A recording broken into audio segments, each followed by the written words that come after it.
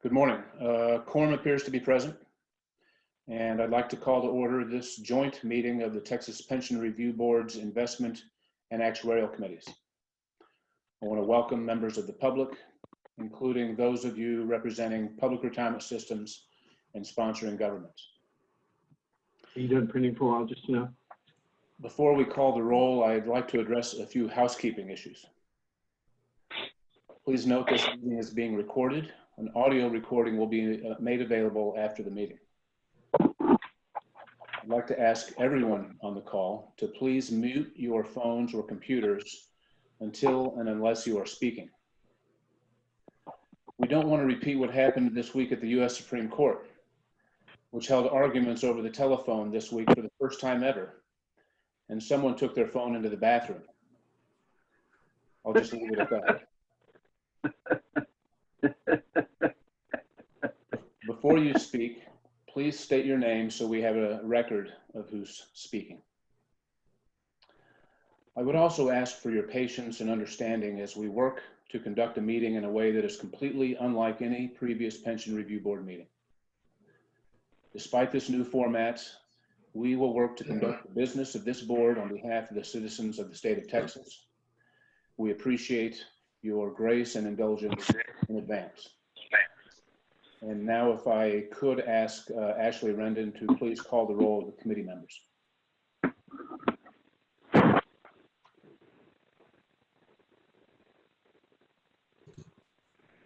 Chair Keith Brainerd. Here. Chair Christopher Zook. Members may need to unmute in order to register their attendance.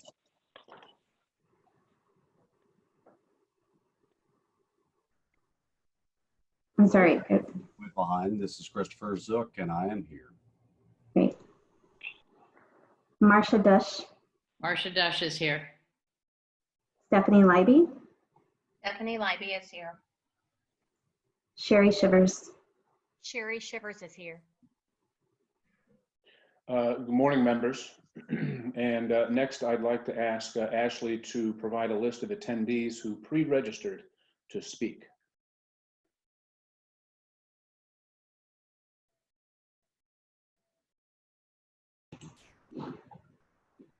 Thanks, Keith. We do have Mr. David Stacy.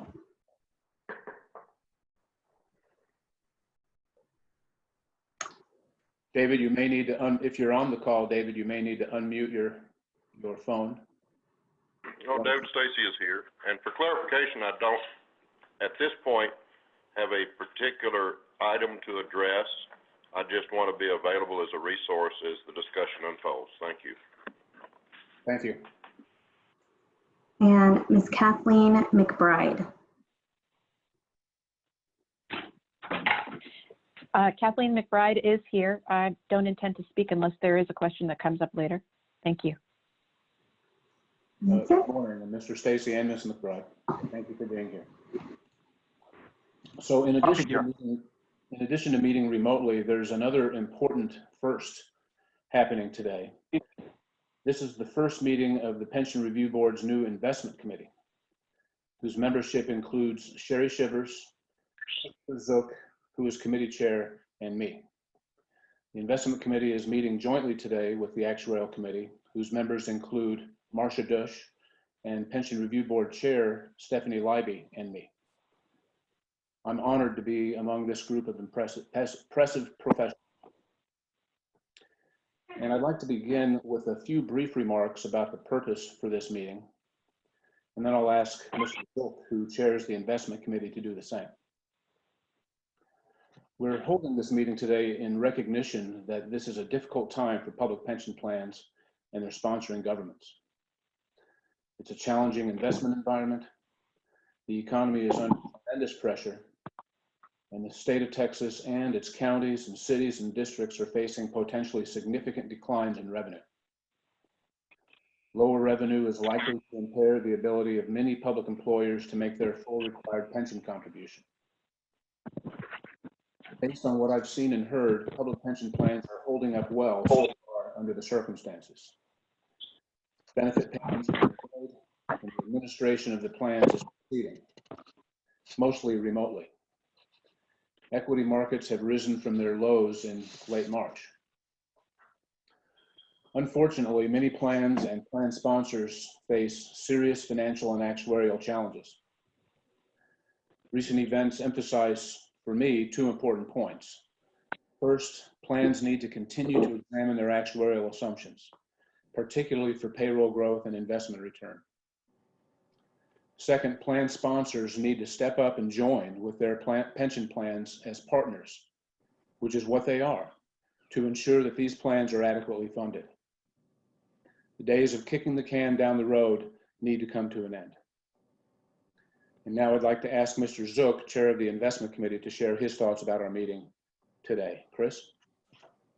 Thank you, Keith, and I certainly echo virtually everything in spades what you just said. So I want to thank everybody for participating. I want to thank the staff for working very hard to try to keep things moving along, because of the fact that while the economy is shut down and many people are obviously unable to go to their places of work, you know, the business of the state of Texas, the business of the pensions obviously continues. So I want to thank the staff for really doing a great job of trying to keep everything as close to normal as we possibly can. At the same time, I want to thank everybody that is represented on this call from the community. I mean, obviously, the vast majority of the employees that are covered by these plans are what most would refer to as essential services. So we thank everybody who's on the front lines, whether it be police, fire, municipal employees, hospital workers, et cetera.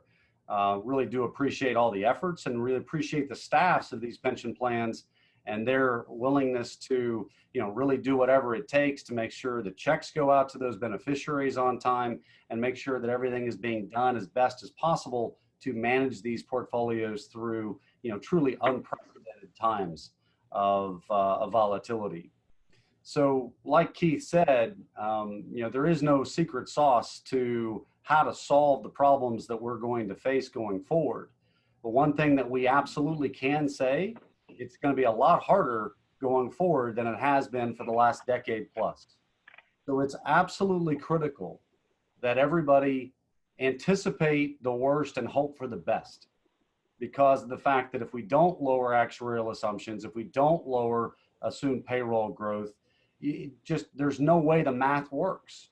And so what we really want to make sure that everybody's focused on is what steps can be taken with a long-term view, but a very realistic view of how we're likely to have lower everything, lower revenue at the municipality level, at the state level, obviously lower payroll growth, lower returns, et cetera, et cetera. And what does that look like to make sure that we don't have to lower the benefits for the people that we have pledged to honor and support through these plans? So be ahead of it, not behind it. And let's not ignore what is the reality of what we're facing and charge forward with, you know, our eyes wide open and truly do what it takes to protect these employees. Thank you, Keith. Thank you, Chris. Next, I'd like to call on Robert Munter to present agenda item 5. I believe this is Mr. Munter's first time to address the board as a member of the PRB staff. Mr. Munter is going to speak to us about market disruptions, including volatility, asset price declines, and possible effects on average returns for various asset classes. Robert holds the Chartered Financial Analyst designation from the CFA Institute. This designation is considered the gold standard in financial analysis. We're fortunate to have Mr. Munter on the PRB staff. Robert, welcome.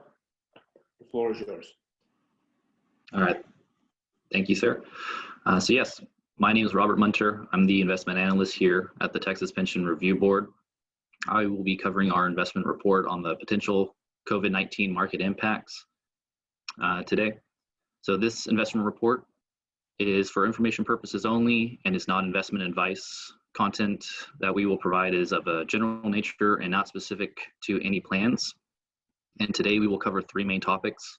1, a market overview primarily focused on Q1 and some of the historic events that we've seen in the markets. 2, a review of the asset allocations of our Texas pension plans. And then 3, taking a look at what we estimate the impact will be to our plans and what it means going forward. So for our next slide, what we have on the right is Q1 returns of some various assets here. From the left, starting with low-grade corporate debt, moving to the right to equities, real estate, alternative investments, high-grade corporate debt, and then U.S. Treasuries of various maturities. And as we can see, lower-grade corporate debt, equities, and real estate were some of the most impacted during Q1's drawdown.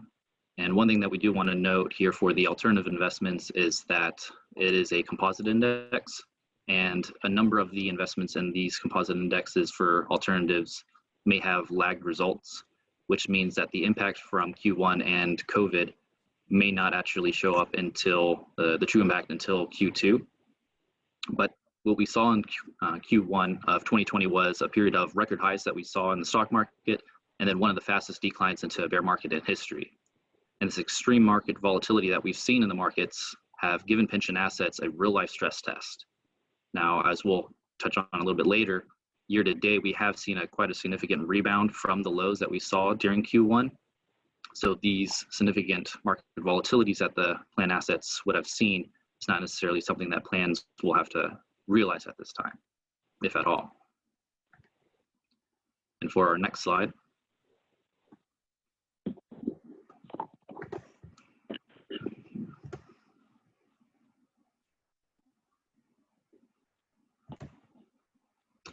we'll go into a little bit more in depth into a couple aspects of the markets. So first on the left, we'll be going over the U.S. Treasuries and Corporates, as one of the themes that we saw during this drawdown was a flight to quality. So going again, low-grade corporate debt were some of the most impacted and saw the largest drawdowns during this drawdown. And that could also apply to any equities that had lower grade debt, while safer assets or higher quality, so high-grade corporate debt or U.S. Treasuries were some that performed the best during this drawdown. And on the right, we have a graph showing the U.S. sectors for Q1 and their returns. And what we saw here was that sectors such as tech, healthcare, consumer staples, and utilities performed well at mitigating the drawdown, while various sectors such as financials and energy saw the largest drawdowns, in energy primarily from oil prices having fallen to such a significant amount comparative to previous years. And continuing with that, on the next slide, what we see here is that for oil, we've also seen a very historic thing. Just recently, back in April, oil actually had negative oil prices. And this was for a result from an oversupply of oil, low demand, and ultimately not enough storage at certain points in time for the oil, causing these negative oil prices. So this is a rather historic thing that's never been seen before, and just give some clarity into what type of markets are we dealing with and the type of event and crisis that we're going through. And as mentioned earlier by Mr. Bernard, is that these lower oil prices can ultimately cause lower revenues for Texas sponsors, and that's just something to keep in mind. But now continuing and taking a look at the U.S. economy on the right, reports over the past 6 weeks for initial jobless claims total over 26 million, and now with new data, it's in excess of 30 million, and continuing claims exceed 16 million. And this just gives us, again, more of an idea of just what type of crisis are we going through and how extreme this is and how challenging it is and will be for plans, and the disruptions that will be in the economy can be severe and continue. And it's not something necessarily that we've seen before. And so this is just something that plans will need to keep in mind. But now for our next slide here, for slide 13, some bright spots though in the economy, and one of the reasons why we've seen such a large rebound in the markets is both government and Federal Reserve intervention has been swift and vast. And this is from over $2 trillion in government aid, and then the Federal Reserve providing market support through quantitative easing, interest rate cuts effectively to zero, as well as multiple lending facilities to help support various aspects of the markets. And the big thing is that both the US government and the Federal Reserve have been working together, and that they have been doing so in such a short time period. And we see that on the right with a graph just providing us information as far as for how quickly we have, how quickly they have essentially responded to this, which was just a matter of weeks from the crisis comparative to 2008, which took over a year for us to, or for the governments to essentially provide economic support to the markets. So this has been very helpful and the cause the rebound that we've seen in the markets, which has been over 50% from the peak, going from the peak to the bottom, and the rebound has been about 50%, if not more now. But with that in mind, how did our plans ultimately enter into this crisis? And so for our next slide,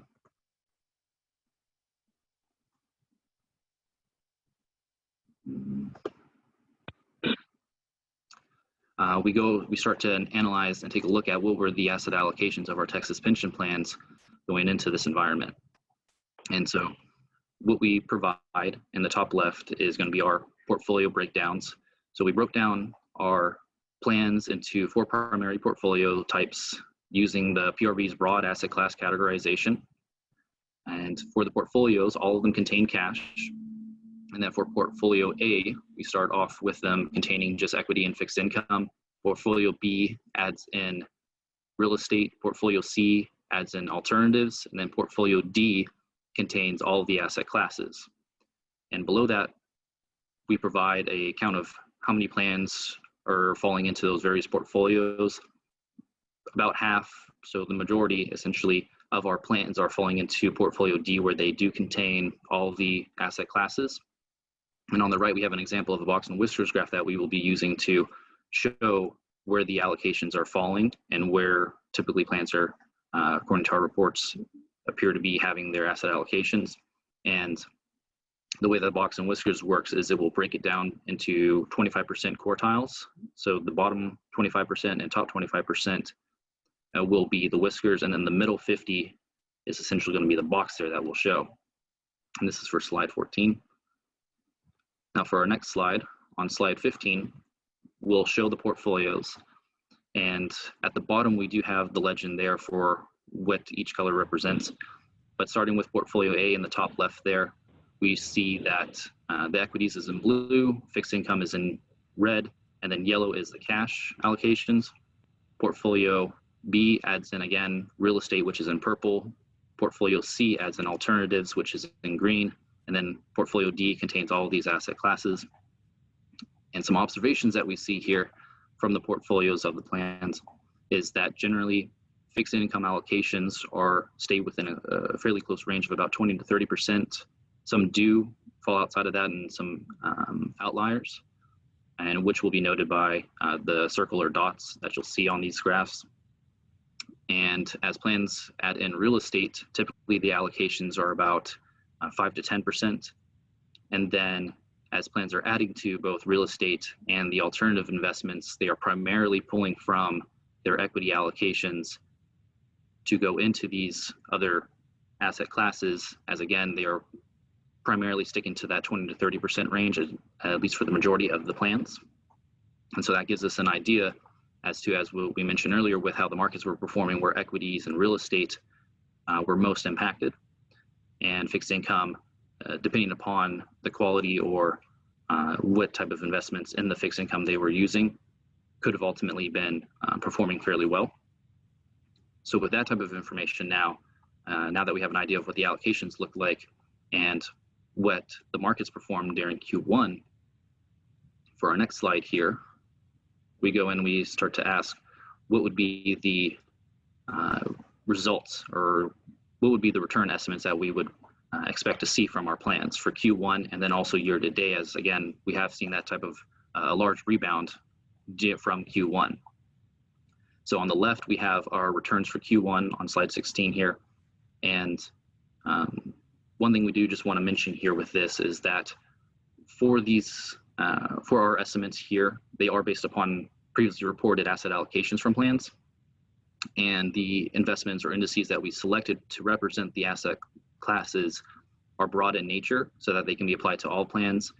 So any plan that might have specific allocations within an asset class or targeting certain aspects of that, the returns may vary. And so our estimates may have large variances from what our estimates are to their actual returns. But to give us an idea, in Q1, TRS, they reported that they saw a drawdown of approximately 8.3% versus our PRB estimate of about 8.7% drawdown, just to give us an idea. So these returns should just give us a ballpark of where we would estimate that the plans would be falling as far as their drawdowns for Q1. And so we would estimate that the majority of plans would be right around about a 10% drawdown for Q1. And then year to date on the right, for this graph, we would expect that based off those allocations that the majority of plans would be about a 6 to 7% drawdown year to date, taking into consideration the recovery that we've seen so far. Excuse me, this is Keith. May I ask one question, please? Yes. On the year to date, I assume that is year to date for a fiscal year that began July 1. So that would be for beginning from 2020, start of January 1st. So continuing with the idea of return for Q1 started from the beginning of the year to Q1, just essentially taking a look at what was the impact from this drawdown from the beginning of the year, and then returns year to date is just, again, basically moving it forward from Q1, an extra month or so.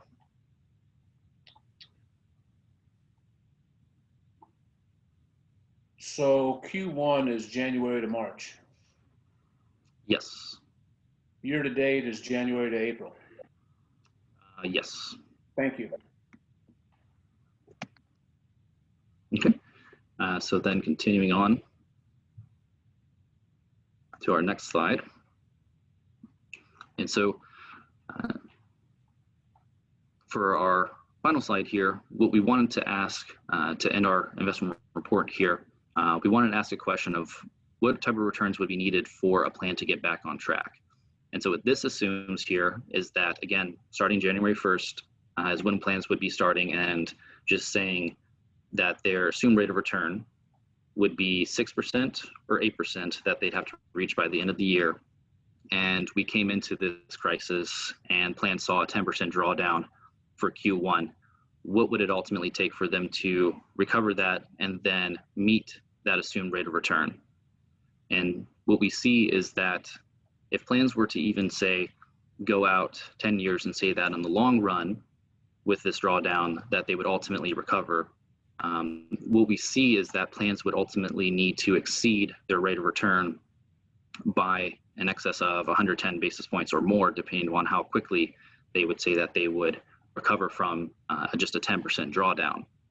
And so this helps provide us a little bit more information about for plans. One of the key things here is that, one second. Okay, so one of the main things here is that for those returns that we take away is that excess, that the excess amount that they have to exceed by over 1%, right? If you're looking at it just from, right, if they were to say be doing an 8% assumed rate of return, now it becomes a 9% return, right? So this excess return can become quite challenging to meet if, depending upon where that assumed rate of return is. And so we hope that this information here, that this data that we have, is useful information for plans to help them plan ahead as they review the return assumptions in consultation with their investment consultants. But with that, that does end our presentation here for the investment side. Thank you, Robbie. Very interesting. Questions from members of the committees for Robert? This is Marcia Dush. Robert, on that page, when you determine the return needed to get back on track, that does not take into account those plans that have negative cash flow where benefit payments exceed contributions, does it? Correct. It does not take into consideration any form of benefit payment, contributions coming into the plan. It's solely just looking at the investment aspect of just the investments and what their returns from investments would need to be. So plans with negative cash flow could have an even harder time getting back on track compared to what you put onto that slide. Yes, ma'am. Thank you. Other questions for Robert? I have a question, Robert. This is Keith Brainerd. And my question pertains to whether or not events of the last couple of months have fundamentally changed expected returns on major asset classes going forward, and if so, to what extent? So I think that it's very likely that fundamentally returns on asset classes will be changed, will be lowered. To what extent is still going to be a challenging question to answer at this point in time.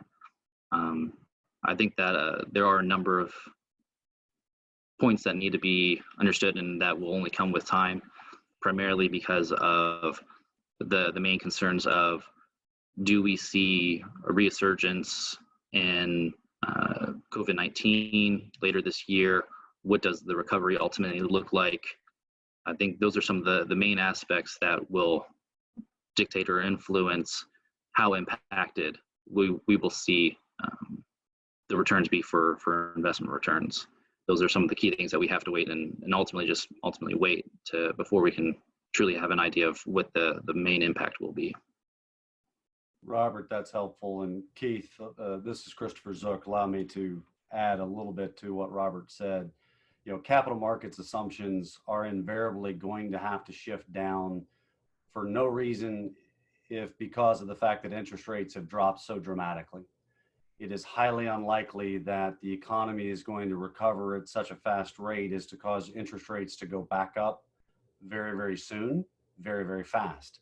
Thereby, all else being equal, if we are sitting with a 70 basis point 10-year treasury roundabout, then it's going to be very difficult to anticipate how a fixed income component of the portfolio is going to add significant amounts of yield to the overall portfolio and the overall plan. When you combine that with the expected effectively compression of growth that we could see that could persist for longer than the COVID crisis, but the fear of other crises like that, it is only reasonable to assume that PE multiples are going to, remain a little bit more skeptical about what growth is going to look like. So, Robert's 100% on point as far as the next 12 to 24 months are very, very hard to predict because of COVID itself and vaccines and obviously treatments. But beyond that, it is unlikely that, our plans are going to be able to receive the returns that they're used to from the past because of the way that the world is going to be potentially secularly changed because of what has transpired. So one of the challenges that I would give to every plan sponsor is if they had a tough time meeting their actuarial assumptions over the last decade in one of the best markets that we've ever seen for most every single asset class, then the ability for them to meet that actuarial assumption over the next decade is going to be extraordinarily challenged. And they have to take a real hard look in the mirror about whether or not they're going to be even close to what those actuarial assumptions are. And that should be embedded based on conservative capital market assumptions. Thank you, Chris, for that commentary, and thank you, Robert, also. Real words of caution, I think. Other members of the committee, questions, comments for Robert? Investment-related issues? If not, Robert, thank you. We appreciate the presentation. Again, welcome to the Pension Review Board. We look forward to working with you. Next on the agenda is actuarial related, and I'd like to ask Kenny Herbold to join us. As I think most people know, Kenny is the resident actuary, a certified actuary with the Pension Review Board. And since we recognize Robert Munter's CFA creds, we should recognize Kenny's CFA creds as well. Last I heard, he was on the verge of achieving the CFA designation. So if he's not there yet, he's close. And with that, I'll leave it to you, Kenny, please. Thank you, Keith. My name is Kenny Herbold. I'm the staff actuary for the Pension Review Board. I just want to say good morning. And yes, I got my CFA designation last October. So I've had it for a little over 6 months at this point. But thank you for that. Appreciate it. So yeah, obviously Robert just provided a pretty good overview of what's happened on the investment side and what we think that is likely to mean for the plans. But I wanted to kind of expand on that, talk about it, I guess from a slightly more, I'll say practical side, since we want to talk about, what plans are going to look like, things that they really need to start thinking about from the actuarial perspective. Switch to page 20 here. I think I have control.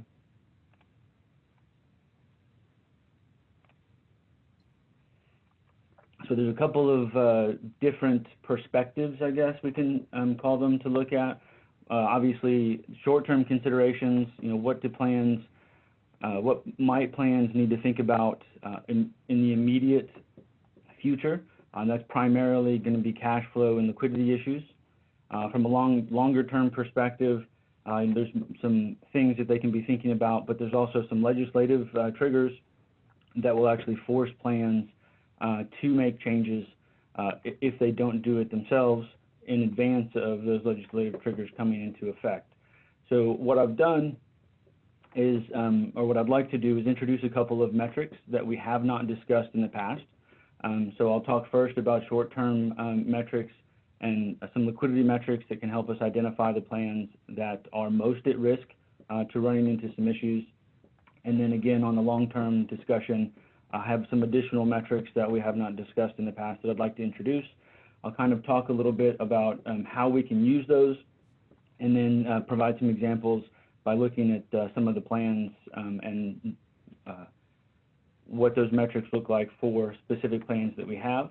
So just as a point of reference, following the presentation that we've prepared in the packet, I think starting on page 30, we have the table that includes all of the new metrics for all of our plans. So you can look at specific plans to see where any particular plan falls. We've also included, primarily as a point of reference, not that I'll necessarily be going through any of these, but we've updated all of the more common reports that we generally report to the board. So we've included a copy of the plan review metrics that we use when considering which plans we want to take a deeper dive into. We've also included copies of the AV reports that we generally provide for our board meetings. And these are all up to date with the most recent information that we have in-house, primarily to provide you all with the most current information that we can, and then as a point of reference for purposes of discussion. So moving to slide 21. Kenny, this is Marcia Dush. Before you move to slide 21, on this slide, maybe, it would be helpful, I think, if you could remind us, particularly with respect to short-term considerations, what you believe our responsibility is to the legislature or to the plans or the plan sponsors with respect to those plans that we believe could be at some serious risk. So one of the PRB's mandates is to identify potential concerns. So I think that's where our primary responsibility falls, is to help, I guess, educate and to raise potential red flags. So, a lot of these plans, obviously we have some relatively small plans throughout the state who are presumably working with their investment consultants, talking to their actuaries, but they're only performing actuarial valuations, every other year, and they don't have a whole lot of money to do more intensive studies more regularly. So some of these metrics can be used as a quick guide to get a better understanding of where those plans might fall. So those plans certainly could be, if they show up on, some of the plans that look like they're at risk, those are most of the plans that probably should be reaching out to their consultants, having more in-depth conversations and saying, what should our plans, what should we be doing right now? How can we position ourselves for the future? So I think it's our primary responsibility, again, is to raise potential issues and then make recommendations to the legislature if we think that there are ways in which the legislature can help out. I'm sure, I don't know if Anu has any additional input on that and that she wants to jump in. Thank you, Kenny. Anumeha Kumar, your answer covered it all, Marcia. Like Kenny said, our primary responsibility is to inform the legislature, inform the systems themselves, as well as their plan sponsors. And with the information we are presenting today, that is one of our goals.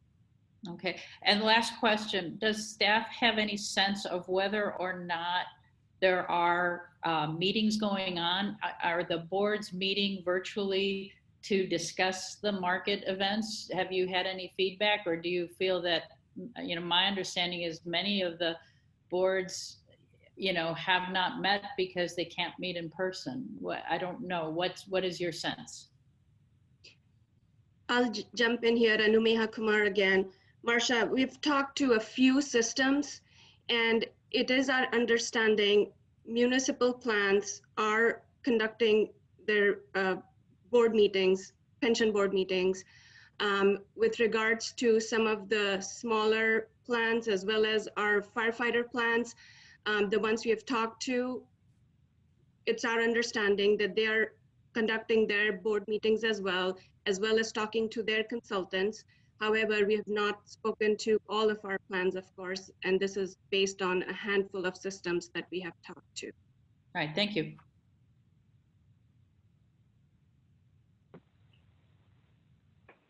Okay, so Henry, please. moving on to slide 21. There we go. So as I mentioned, I'm starting with short-term considerations. One of the metrics that everybody's familiar with, because we've talked about it a number of times, we use it in our plan review data metrics when we're considering which plans to look at. We use it, we've discussed it a number of times during different plan reviews, is non-investment cash flow. Non-investment cash flow is the difference between benefit payments and contributions for the year. And a negative value indicates that the plan is likely to have to rely on another source of income other than contributions in order to pay benefits in any given year. So that can include potential investment income, maturing fixed income investments, or in worst case scenarios, having to sell assets that they're not planning on. And so what I've done is I've graphed all of the plans on the right-hand side here, and sorted them by non-investment cash flow from largest negative to largest positive. I will make a quick note that while there are 99 bars on the right side, there's only 33 names. That's primarily for space purposes, but the names are approximately lined up with their with their corresponding bar. So looking at this, Sweeney Community Hospital is the top bar with a negative, I think, 13.5% non-investment cash flow. And then Woodlands Fire is going to be, I believe it's the third to last, and they have about a 7.5% positive non-investment cash flow. So this is a relatively easy calculation for us. It's a good place for us to start when we're looking at which plans may have liquidity concerns. But again, as I mentioned, it doesn't take into account any additional sources of income. So what I wanted to do was transition to what we've called the liquidity ratio. Now, the liquidity ratio is nearly identical to non-investment cash flow, but it takes into account cash on hand. So particularly in this type of environment, right, where we are concerned about liquidity, concerned about potentially reductions in dividend payments or any other reductions in investment cash flow that we could be relying on.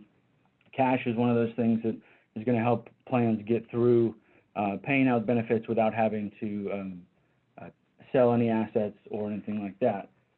So moving to slide 22,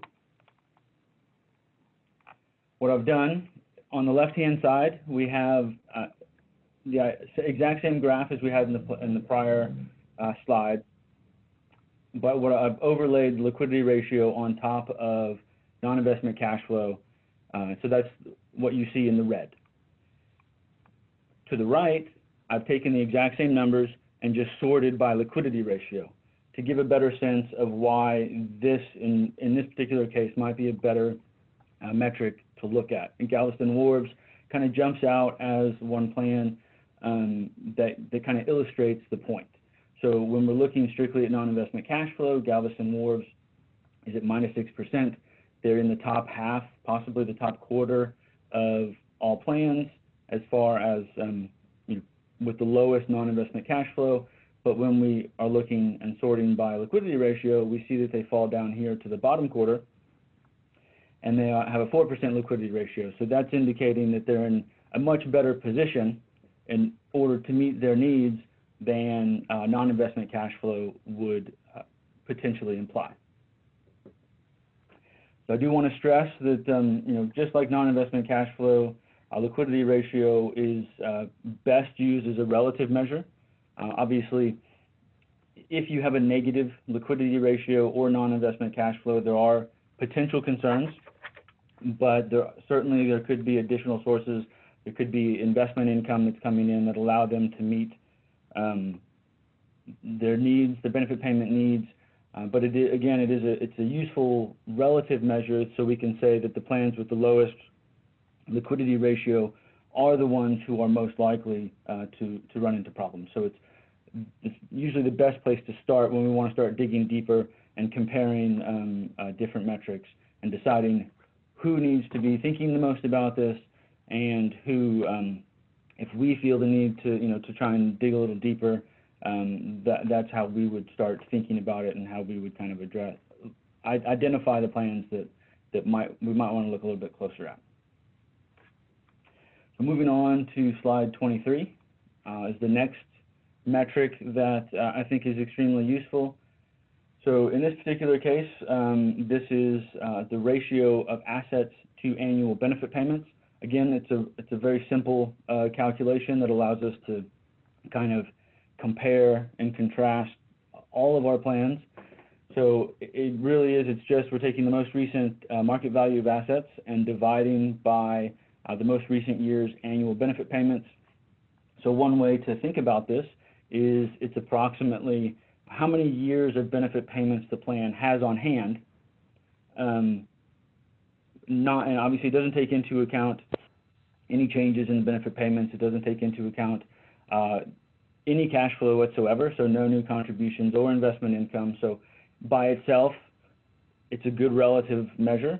But we do need to consider how much money is coming in and going out outside of this as well. So it's useful, again, as a relative measure. It's useful when looking at a couple of different metrics together. And then it's also, it's a good, as we say with most metrics that we look at, it's good to look at the trend, and kind of get a better sense of, are they sitting in the same place? How are they moving over time? So what we've done is we've taken these two metrics and drilled down a little bit to look a little closer, and we've trying to move to slide 24 here. We've taken the lowest 25 plans from each metric and graph those here, so we can kind of compare and contrast and see which plans are falling on the low end of both of these measures. And so this is where, you know, we might need to consider a little bit more, okay, if you're falling in both of these both of these lists, you are more likely to have potential liquidity issues. So one of the things that, you know, we do want to stress, obviously it's not a guarantee that that's exactly what's going to be happening. Sorry, got distracted there for a second. So you know, it's not necessarily this doesn't necessarily mean that they are going to run into liquidity issues, but these are from a 10,000-foot view, the plans that are most likely to have problems that we might want to consider. Kenny, Mark, excuse me. This is Keith Brainerd. I'd like to ask everyone who's on the call to please mute your phone or your computer unless you're speaking. Thank you. Kenny, please proceed. Absolutely. Kenny, this is Marcia Dush. I just would like to make a comment about that. I believe in preparation for today's meeting, I looked at both of these metrics, and it seems there are 14 of the 25 plans that appear on both lists. And so, again, I think what my concern would be is looking at this is that the plans particularly on the liquidity ratio table, we're concerned that they have to sell assets at depressed values, and it will make them harder to earn rates of return because they're selling asset at depressed values. But so again, my comment is there are 14 plans that appear on both. And so this would be the start of where I would say, gee, maybe we ought to be having some sort of conversation with these plans.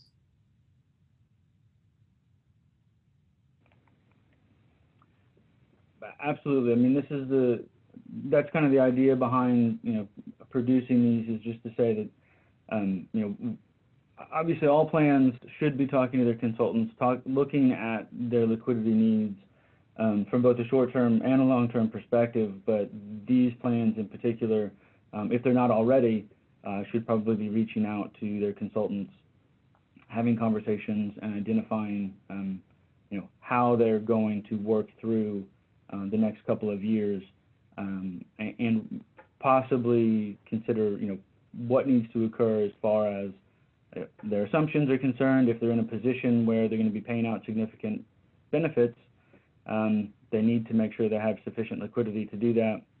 But that also means if you have a lot of cash, you have a lot of short-term investments, you are earning less on your investments, which would generally imply a lower assumed rate of return as well. So I figured I would pause here and see if anyone had any questions specifically about the short-term liquidity metrics or any additional comments they wanted to make. Anumeha Kumar here, a quick follow-up on Kenny's comment. Marcia, we can certainly reach out to some of the systems that appear on both of these liquidity and asset to benefit payout lists, the lowest 25. Some of them are the plans that we have conducted the intensive reviews on, and we can certainly at least follow up with those systems, since we've already had conversations in the past, to see if they need any assistance, or if we can work with them to help them address some of the issues they're currently facing. Anu, this is Marcia Dush. Again, on a short-term basis, are we aware of any plans having problems making their benefit payments, period? We have not. Systems have, so far that we have talked to at least, indicated that they are able to continue making the benefit payments.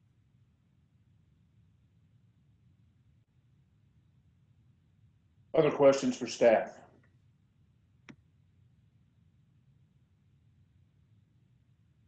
Kenny?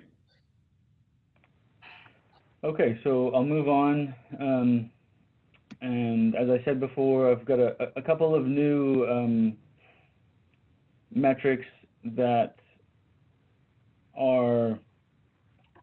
they give us some insight into what's going to happen in the near term, but they're more useful, I guess, from the perspective of long-term planning.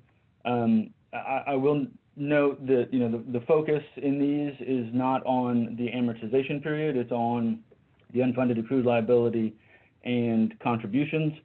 That's in part because I'm not aware of a relatively easy measure that will allow us to estimate the impact on amortization periods. These are relatively easy to calculate, and then once you understand what they actually are and how you can use them, they're pretty fairly easy to understand and to use. So maybe not when you first get introduced to them, they could be a little bit confusing, but once you kind of get the hang of them, they're actually fairly intuitive in how you can use these metrics to kind of estimate what's going to happen to contributions and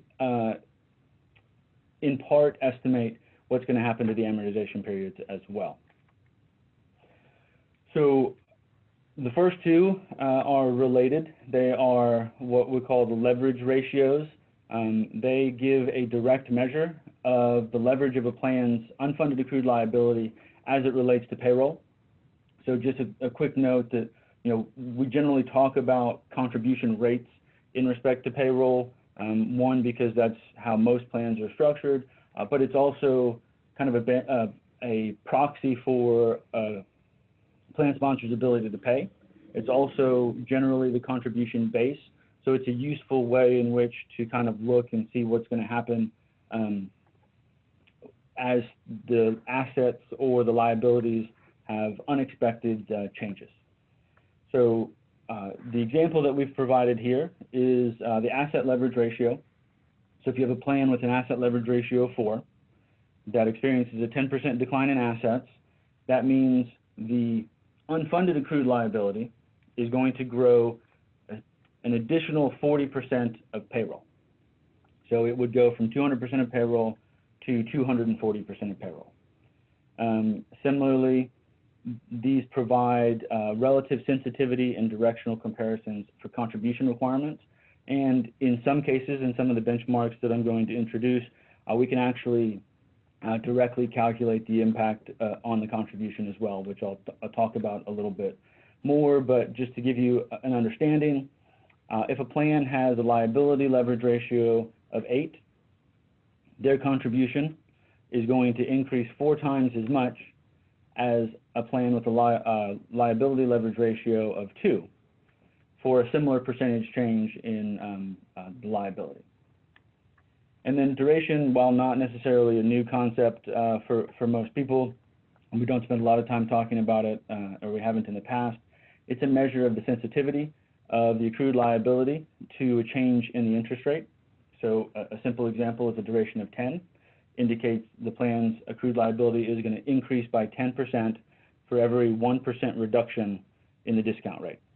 So if you're moving from 7.5% to 6.5% and you have a duration of 10, your liability is going to go up by 10%. And so one of the things that we can do is we can combine these in a couple of different ways. You can combine duration and the liability leverage ratio to get an understanding of how the unfunded accrued liability will actually move when you change your discount rate. You can also combine these, again, as I mentioned, with the benchmark, contribution benchmarks that I'm going to introduce here in a moment to get a better sense of how contributions can be expected to change. So moving on. Kenny, again, this is Marcia. My reaction to this is this is just an illustration that because many of our plans are quite mature, meaning that both assets and even more so liabilities are large compared to the covered payroll. It makes it really hard to dig out of a market down drop or an interest rate increase, market plunge like we've had, or the need to increase or decrease the interest rate. It just makes it really hard because of the size of the plan compared to the underlying payroll. Absolutely. Given payroll is the is the contribution base and the origin of how of where the money is coming from. Essentially, it is difficult once you have large changes to make headwinds without making significant changes on the other side. So I have a couple of definitions on slide 26. I think I'm going to jump down, if everyone's okay, to page 30, which is the data table, because I find that it's a little bit easier to understand what these contribution benchmarks are when you can actually look at some real numbers and compare each of these against each other. I think it provides a little bit more of an easier understanding. So I'm going to jump real quick to the data table here, kind of expand it so we can see it a little bit easier.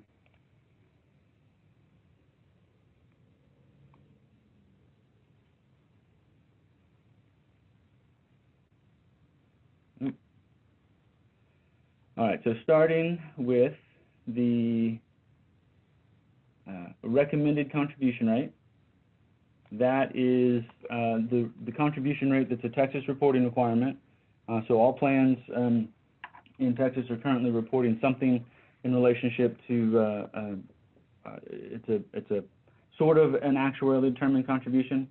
So we use that as our benchmark in the contribution reports for our actuarial valuation, as well as in the plan review metrics when picking plans. So we have it for every plan, which is one of the reasons we've used it. It is one version of an actuarially determined contribution. It basically requires that all plans report a contribution for an amortization period of 30 years or less.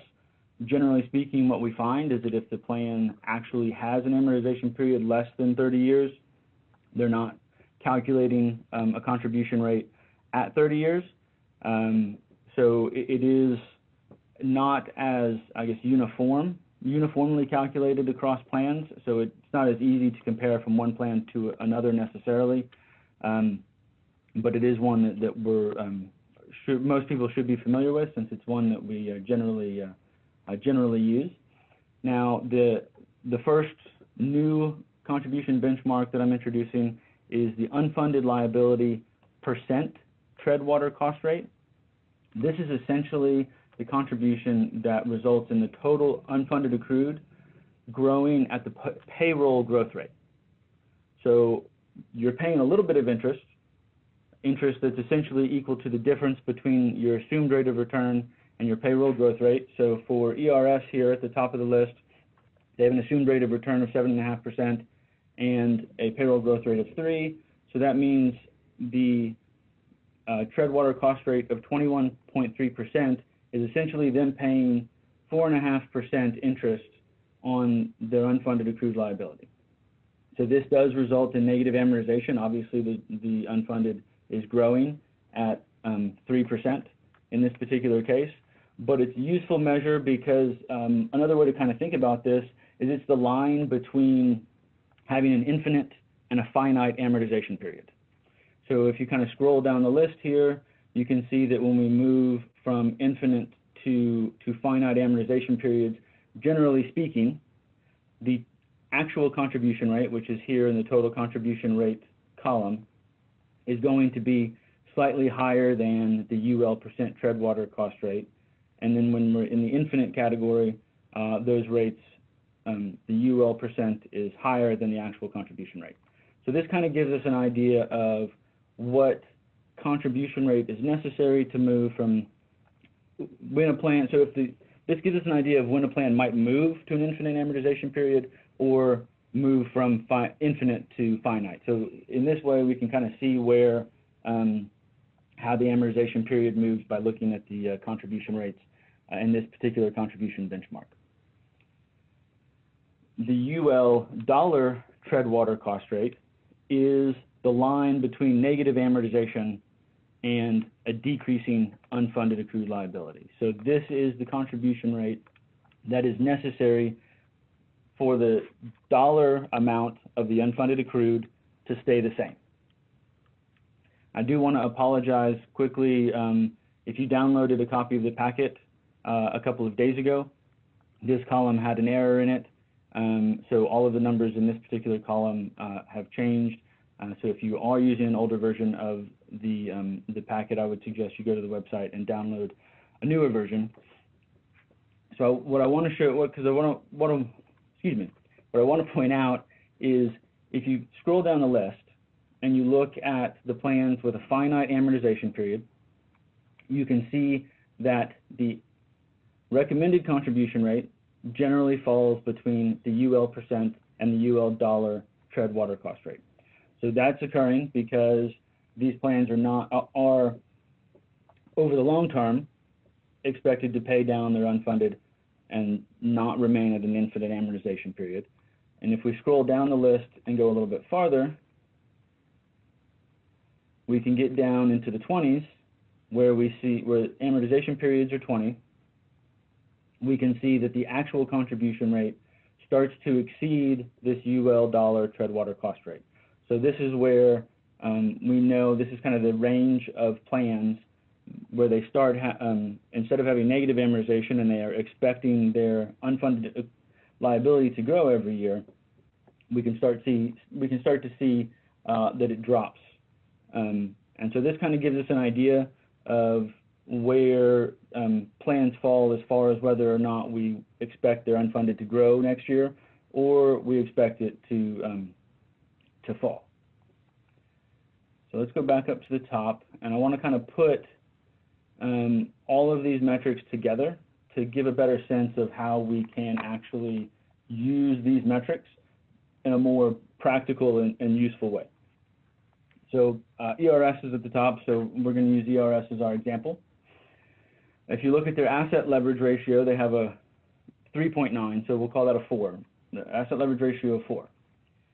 A 10% reduction in assets, so 10% loss multiplied by 4 is a 40% increase in their unfunded as a percentage of payroll.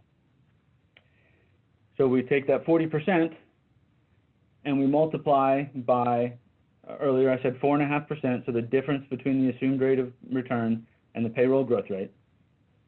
And that comes out to about 1.8%. So that means that in order for ERS to move from an infinite to a finite amortization period, they need to pay 23.1% as a total contribution rate, right? So the contribution rate's got to go up from the 19.5 that it currently is up to 23.1, which is 1.8% higher than the 21.3 that we've calculated here. If we do the same thing on the UL dollar with 40% increase in the unfunded as a percentage of payroll and multiply that by their assumed rate of return, which is 7.5%, we get a 3% increase in the contribution. So their UL tread water cost rate is going to go up by 3%. So then we can look at that and we can see, okay, the total contribution rate would fall in between those two. So their recommended contribution rate is going to go up somewhere between 1.8 and 3%. It's a little bit more difficult to calculate the recommended contribution rate directly. So that's why these are relatively useful to get a general sense of where we can expect contribution rates to move. Similarly, yes. I'm sorry, but before you move on, I just wanted to make a comment here. I find that the very last column, the UL dollar tread water cost, is essentially a metric that I am very concerned about it. And as I've said in prior meetings, I have a great concern about plans that are in a negative amortization position right now with their fixed rate contributions. And to me, it was really interesting to note that of our 99 plans, only 37 plans are actually making contributions that reduce the dollar amount of their unfunded. So, roughly 62 of our plans, roughly 2/3 of our plans are not making a contribution that can be expected to reduce their unfunded. They're letting their unfunded grow. So I just wanted to make that comment. Thank you, Marcia. And it is, I'll touch on that in a little bit as well when we talk about the expected impact of the asset losses and additional changes with respect to FSRP plans and in particular. So one of the other things I did want to point out, just one more example. If we scroll down here, and I realize that it's kind of difficult, I don't have the examples written out, so a lot of numbers being thrown around, it's kind of difficult to follow. But I'm happy to talk to anybody, whether it be committee members or any of our constituents would like to discuss the numbers in more detail. You're more than welcome to follow up with me after the meeting. But again, I said that you know, these are useful to calculate the expected changes in contributions, the expected changes in the unfunded accrued liability, but they do provide some bright lines of changing amortization periods. You know, obviously we know that the higher your amortization period is, the more volatility it's going to have, and the more it's going to move up for a small change or a small reduction in assets or a small increase in the unfunded accrued liability.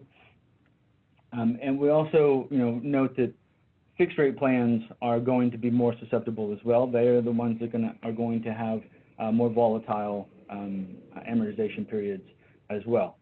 So just what I thought was a useful example is Lubbock Fire is at a 52.9 year amortization period from the most recent valuation we've received. They have an asset leverage ratio of 5.5. And their UL percent tread water cost is 33.9%. So if we put together the 5.5 asset leverage ratio and a 10% asset loss, that means 55% increase in the unfunded as a percentage of payroll. And if we multiply that by, they have a 7.75 assumed rate of return, 3.5% payroll growth rate, so 4.25%, it's 2.5%. So that raises their UL percent tread water cost rate from 33.9 up to over 36%, which is above their current contribution rate. So what we would expect to occur is their, you know, at the next valuation, depending on where the assets ultimately fall, their amortization period is going to be infinite, not finite. And so they are either at risk for an FSRP or currently subject to an FSRP requirement. And so that's going to put them even farther behind. So these are useful from that perspective, that we can see, even if you're still a year out from getting a new valuation, you can take these metrics, get a better sense of where the plan is likely to fall at the next valuation, and start planning ahead for, you know, what do we need to be thinking about, what conversations do we need to be having with our plan sponsor, those types of things. So these provide some practical aspects that we can then take these and use them without needing to do the more complicated projections for a lot of these plans. Thank you, Kenny. Questions for Kenny? Questions about the data? I want to express my appreciation for the staff's increased use of graphics and color. It makes it a lot easier to discern some of this information when it's in pictures. And when there's some color coding involved, allows us to focus in more quickly on some of these trends. And for plan sponsors and plan representatives who are on the call, I would encourage you, if this is not clear, this information is not clear to you, to call the PRB staff. They'll walk you through it. I think the PRB staff has done an excellent job of really digging into the data and cutting it in different ways than we're accustomed to seeing. And I think that most plans also are accustomed to seeing. And some of it has predictive value, certainly has comparative value. And this is part of the reason that the PRB is here, to provide technical assistance to these plans, particularly the smaller plans who may not otherwise have access to this kind of information. Other questions for Kenny? Kenny, thank you. I do have a couple more items to cover, if Okay, please. that's all right. So, while these are useful for predicting what estimating what's likely to happen, I did want to talk from a more practical perspective of we did dig in and do some actual projections on plans to see what was the likely impact, in particular related to legislative triggers. So the one that we spend the most time talking about is the Funding Soundness Restoration Plan requirement. Taking a look at, still on page 30, and looking at the plans with an amortization period of 40 or more, those plans are either currently subject to an FSRP requirement or are at a minimum considered to be at risk. Based on our projections, we would assume that all those plans will become subject to an FSRP requirement, most likely at their next valuation. Possibly, if they do them every year, then it could be 2 years, depending on where markets actually fall at the end of their fiscal year and how well if they recover or not, and how the plans do over the next year or so. However, the plans that we don't really talk about when it comes to FSRP are the plans that fall below 40. So we took a closer look at what would happen to all of those plans, assuming a 10% drop in assets, like we estimated and Robert showed earlier. So kind of switching to page 31, we have a whole lot of plans that kind of fall in the middle range between, say, 20 and 40. So in particular, the plans that are at risk that I mentioned before, the plans with the most volatility in their amortization period, are going to be fixed rate plans. So for fixed rate plans, I think we have approximately 18 plans that are fixed rate and have an amortization period above, say, 22, 23. So starting around Tyler Fire is 25. All of these plans, because of their fixed rate contribution nature, without additional changes, are very likely to become not just at risk, but subject to the FSRP requirement in the next 3 to 5 years. So basically, for those plans that do valuations every other year, the next 2 valuation cycles there's a high likelihood that their amortization periods are going to jump, and they're going to be subject to FSRP requirements. So they're going to be forced to make changes. So I mention this because we want plans to be thinking ahead, not waiting for that second or third valuation that says, okay, here you are, it's time to make changes, and then sit down and start making changes at that point. We want them to be planning ahead and thinking about the probabilities of them of actually hitting that trigger and becoming subject to that. So maybe getting ahead of that, doing it before the FSRP trigger comes into effect. We certainly have some plans that have done that as they get close and they start approaching 40, or they get that first valuation over 40.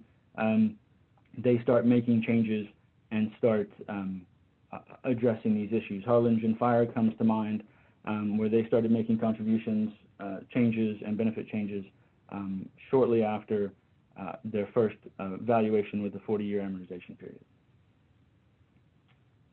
So in addition to FSRP requirements, there are a couple of other legislative triggers that I think are probably worth discussing. So Houston plans, they have an actuarial contribution. So they are not likely, they shouldn't ever become subject to the FSRP requirements because of the actuarial determined contribution, as well as because of the contribution corridor and the triggers that they've put into place. However, they do have some triggers that could force plan changes. So we took a look at what was likely to occur. One of the things that that jumps out, Houston Police and Houston Fire both have a funding ratio trigger that goes into effect July 1, 2021. So if at any point in time after July 1, 2021, either of those plans has a funded ratio below 65%, they are required to create a cash balance plan for new employees. At the moment, neither one of those plans looks like that's going to be an issue. This particular drop doesn't look like it's going to impact their funded ratio to that degree, in part because they're going to hit their maximum corridor trigger first, which means their contribution rate is going to be high, raised to a point that they're going to be forced to make contribution and benefit changes on the employee side. And so that there are some automatic changes that go into effect if the plan and the city can't sit down and come to an agreement on those particular changes. Houston Fire in particular, I think is at risk because of right now, the plan and the city are not in agreement on the assumptions that are being used.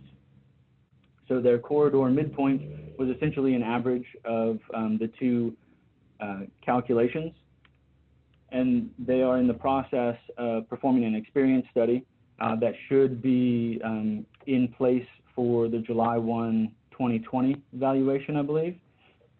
The issue is the plan's valuation and the plan's recommended contribution is already at the corridor maximum. So to the extent that the change in assumptions following the experience study moves them more towards the liabilities that the plan is calculating, they could hit that corridor fairly quickly. And it's a little bit more difficult because of those things and because there are likely changes to estimate what's going to happen to their funded ratio. So I can't really say if they're going to hit that trigger or not. For Houston Muni, they're starting out at a much lower funded ratio to begin with, so they have a different trigger. Theirs doesn't come into play until 2027, and it's a funded ratio of 60%. However, as of their most recent valuation, they were at 59%. So 7/1/2019, their funded ratio was at 59%. With this loss, and depending on how their returns, if they don't hit their assumed 7% rate of return over the next couple of years, they certainly are at risk of being below 60% at 7/1/2027. So there are a handful of triggers that are in state law that are likely to push some of these plans into forced changes if proactive steps are not taken to make changes in advance of these particular triggers.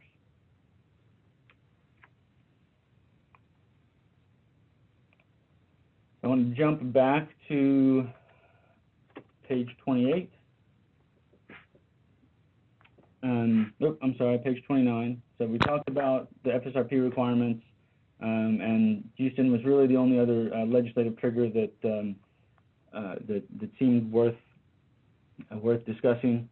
And so the final thing that I wanted to cover was plan sponsor considerations. You know, we've commented already on decline in sales taxes, decline in oil revenues. All of these are going to hit, you know, cities and across the state and plan sponsors across the state. So revenues, finding the money to increase contributions and to make changes to these plans and to put them on the right path is going to be difficult. I've read a couple of articles where city councils are also discussing potential furloughs for government employees, including public safety employees. As I've mentioned a couple of times, that's the contribution base for these plans. And so if employees are furloughed, both employee and employer contributions aren't coming into the plan. So the assumed growth in contributions that these amortization periods are relying on isn't going to be happening either. And so the plans are going to be in an even more difficult position going forward because of a decline in plan revenues or contributions coming in. The GASB reporting requirements, it's important to note that those are done on a market value of assets basis.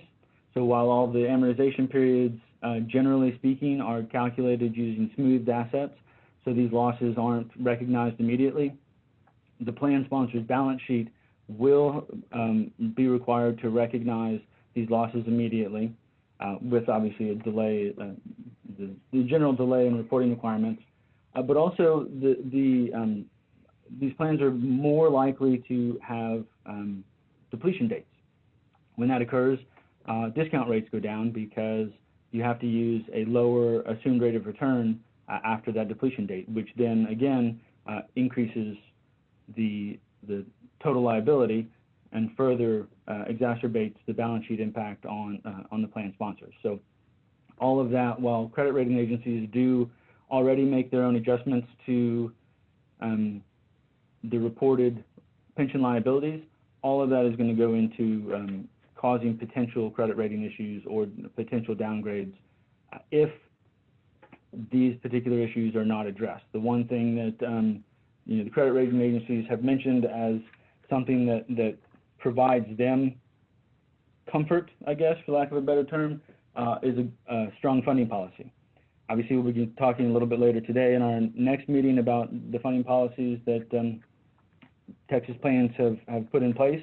And I think some of those will certainly be beneficial and have an impact, and some of them are not likely to even come into, according to what they've reported, the FSRP requirements are going to hit first before the guidelines in their funding policies say that they need to start doing something. So there are a lot of concerns out there that the plans definitely need to be looking forward at what is expected to happen over the next couple of years to see where they are likely to fall. And that's the end of my prepared remarks. So I'm more than happy to take any additional questions or clarify anything. This is Marcia Dush, and I would like to address a question to both Keith and Christopher. I would expect that with such low interest rates, one of the items that is being discussed perhaps in some municipalities are pension obligation bonds. I guess I would like to hear what you folks are hearing with respect to public plans and the issuance of public obligation bonds, and your thoughts about what municipality should consider before issuing such bonds. This is Keith, and I'll take a shot at it and tell you that I'm seeing relatively little meaningful discussion of pension obligation bonds, and perhaps surprising to some people given how low interest rates are. 20 years ago, when interest rates were falling, there were a lot of cities and political entities that wanted to take advantage of the difference between expected rates of return and interest rates. It has not always turned out well. In some cases it has, but not all pension obligation bonds have turned out well.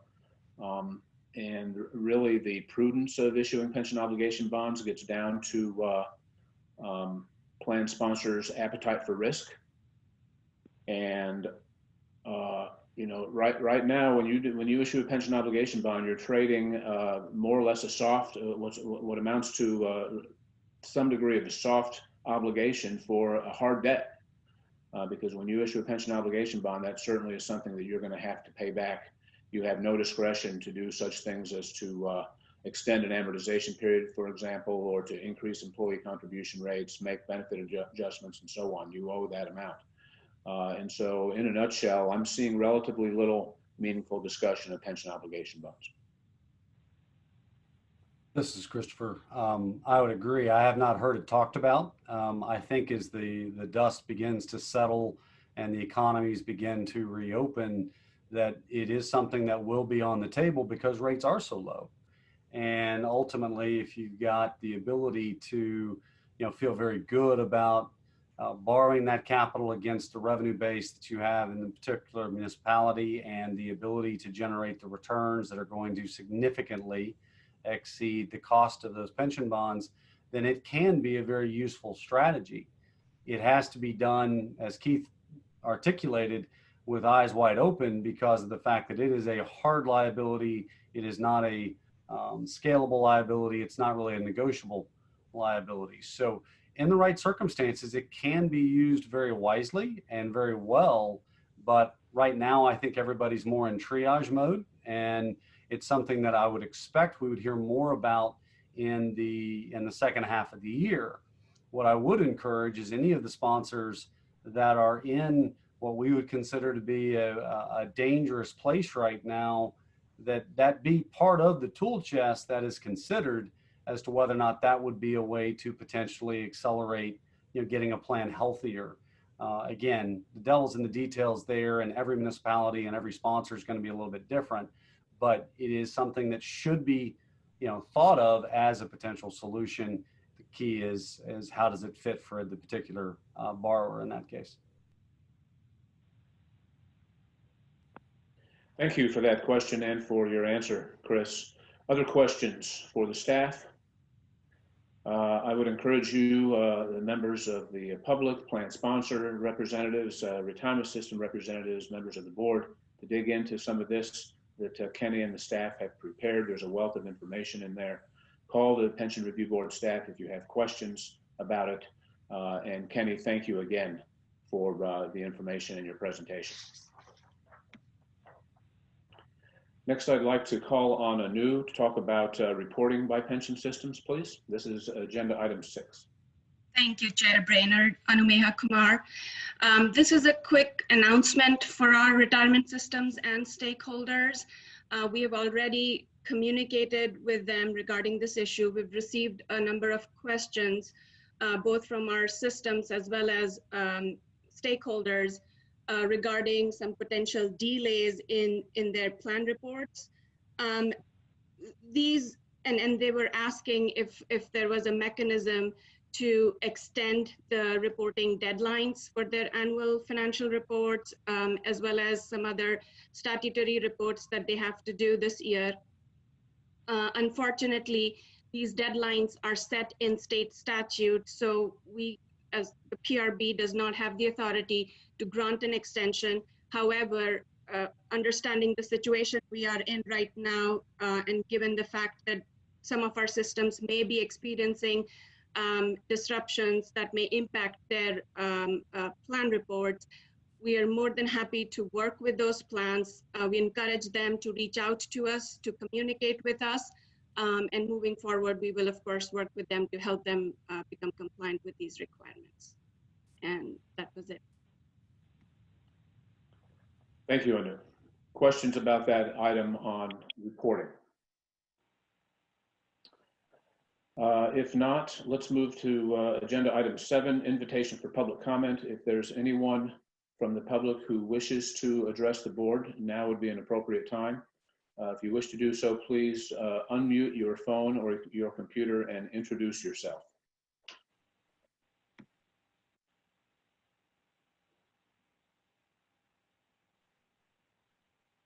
Going once.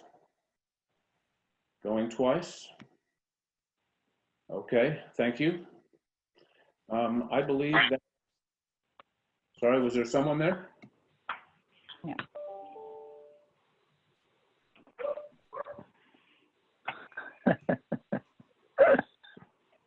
All right. They unmuted everybody. Okay. I hear no one who wishes to address the board.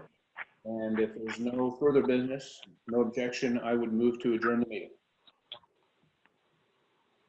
So moved. Thank you. I want to thank the members of the board for your attendance and your service to the board. And I want to thank staff for your presentations. And with that, we would call the meeting adjourned. Thank you. Thank you.